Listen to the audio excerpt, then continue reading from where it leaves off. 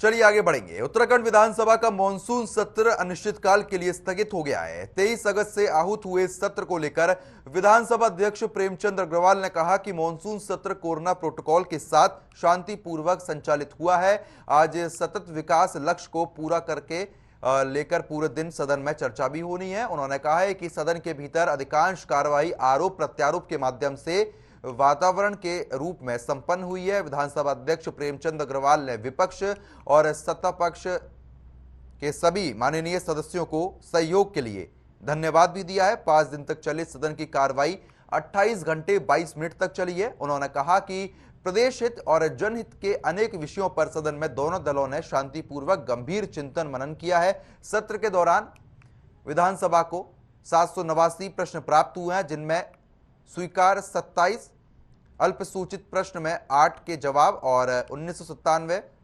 तारांकित प्रश्न में से सभी के उत्तर भी दिए गए हैं। साथ ही साथ 5 प्रश्न विचाराधीन अभी रखे गए हैं। देहरादून से यह अहम जानकारी आप तक पहुंचा रहे हैं, जहां पर मॉनसून सत्र को अनिश्चितकाल के लिए स्थगित कर दिया गया है। अपना जो चतुर्थ विधानसभा का द्वितीय सत्र आज संपन्न हुआ।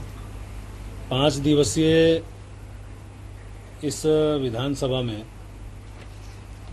मैं कह सकता हूं कि ये सत्र बहुत ही कामकाजी सत्र रहा और बहुत ज़्यादा व्यवधान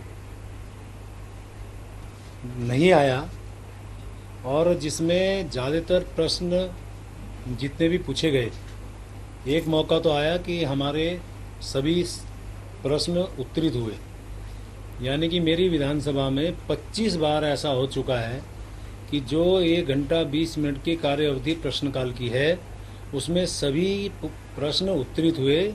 ये मेरे उत्तराखंड विधानसभा का और मेरा सौभाग्य है। इस सदन में हमें अल्पसूचित जो हैं कुल जो प्राप्त हुए थे वो 112 हैं। तारांकित और अतारांकित दोनों यदि मिला लें तो वो 677 हैं। अल्पसूचित जो स्वीकार किए गए थे वो 27, जिसके सापेक्ष 8 उत्तरित हुए।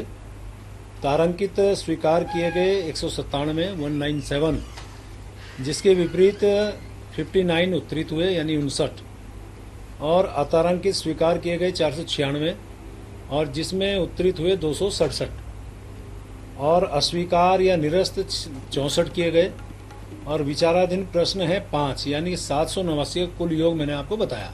क्या किस बात का विकास, कैसा विकास, कौन सा सतत विकास जो है, किस बात की चर्चा हो रही है। आज सदन में 4 दिन से हम सदन के अंदर हर विषय को उठाने का काम कर रहे हैं और सत्ता में बैठे हुए लोग उस पर कोई जवाब नहीं दे रहे और सतत विकास की बात कर रहे हैं। और आपने देखा होगा कि सरकार किस तरीके से घेरे में है। आज आपने देखा होगा ये जो सदन की कार्रवाई है, इसको कितनी बार बाधित किया गया।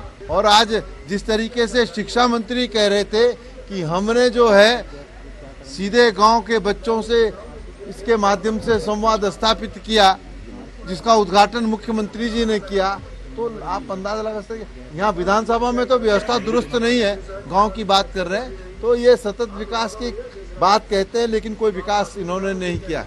उत्तराखंड के स्कूलों के बच्चों की जो पढ़ाई बाधित रही या अभी है, उसको लेकर आज सदन में हमने इस महत्वपूर्ण विषय को सदन में उठाया। हमारे उपनेता करण महाराज जी और माननीय नेता प्रतिपक्ष जी ने के साथ सरकार ने वहां जवाब दिया कि उनकी 500 स्मार्ट क्लासेस चल रही हैं। मैंने वहां पर हम लोगों ने एक सवाल वहां पर किया कि उत्तराखंड में सबसे बड़ी पंचायत इस समय विधानसभा चल रही है, 3 दिन से उसका लाइव प्रसारण बाधित है, जो कि सिर्फ एक कैमरे से और फेसबुक से जुड़ना है। हमारे यहाँ का कोई सबसे सामान्य व्यक्ति अगर अपने आप को फेसबुक पर लाइव दिखाना चाहे तो उसमें कोई तकनीकी खराबी आ सकती है क्या?